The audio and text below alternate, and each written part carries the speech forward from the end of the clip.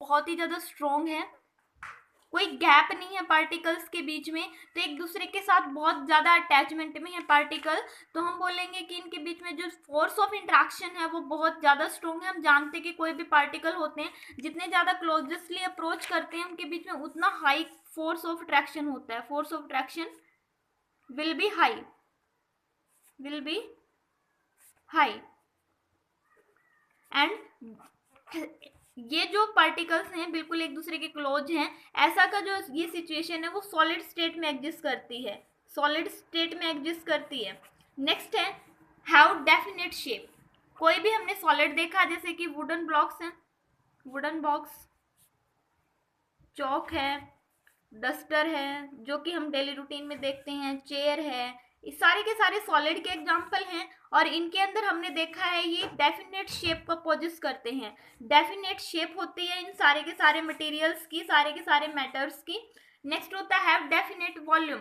इनका कोई ना कोई भी डेफिनेट वॉल्यूम होता है। जैसे कि कोई भी वुडन बॉक्स है तो वो हमारा स्क्वायर की शेप में होता है, क्यूब की फॉर्म में होता है, तो इस क्यूब का हम वॉल्यूम भी कैलकुलेट करते हैं, जो हम कि ए क्यूब की फॉर्म में। कोई भी हमारा चौक का जो बॉक्स होता है वो भी इसी फॉर्म में एग्जिस्ट करता है, तो हम इसका भी ए क्यूब की फॉर्म में वॉल्यूम को डिफाइन कर सकते हैं। इनका पर्टिकुलर अपना वॉल्यूम होता है जो कि फिक्स होता है, चेंज नहीं होता कभी भी।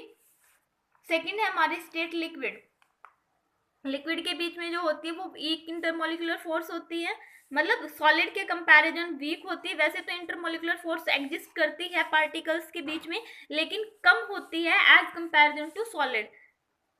और जैसे जैसे इनका गैप आना शुरू होता है पार्टिकल्स के बीच में, जैसे जैसे गैप आएगा पार्टिकल्स के बीच में, तो हमें पता है जैसे जैसे डिस्टेंस इंक्रीज हो रही है पार्टिकल्स के बीच में उतना ही फोर्स क्या हो रहा है, वीक, फोर्स वीक हो रहा है। तो सॉलिड के कंपैरिजन लिक्विड के पार्टिकल्स में वीक इंटरमोलिकुलर फोर्स होती है।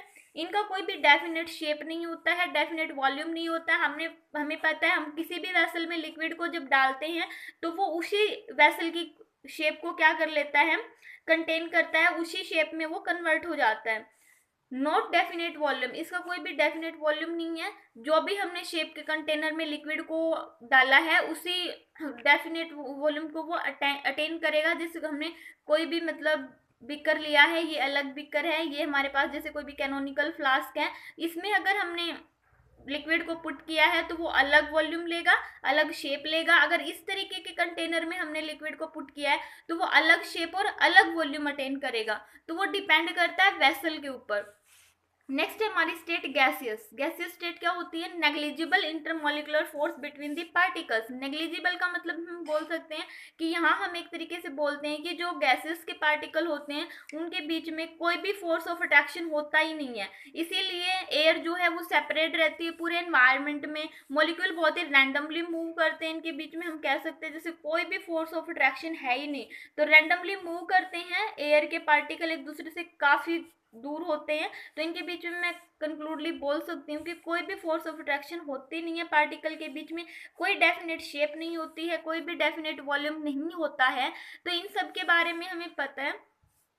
और ये सारी चीज़ें जो हैं बिल्कुल नॉर्मल, जो हम 6th से 7th 8th 9th क्लास में पढ़ के भी आते हैं, अब 9th में भी हम दोबारा पढ़ रहे हैं, 6th 7th 8th में भी पढ़ चुके हैं स्टेट ऑफ मैटर के बारे में। जो मेन इसका आगे का कंक्लूजन है वो है सारा का सारा टेम्परेचर प्रेशर का क्या इफेक्ट होता है, मेनली कंडेंसेशन, वेपराइजेशन, ये सारी की सारी स्टेट, सब्लिमेशन, इन सब के बारे में हमें रीड करना है। ये बिल्कुल बेसिक पोर्शन है इस चैप्टर का। नेक्स्ट हम देखेंगे कि अगली वीडियो में प्रेशर का क्या इफेक्ट होता है और प्रेशर की स्टडी करेंगे तीनों स्टेट पे कि प्रेशर का क्या इफेक्ट होगा, और सारी की सारी स्टेट्स को हम डिस्कस करेंगे। Thank you.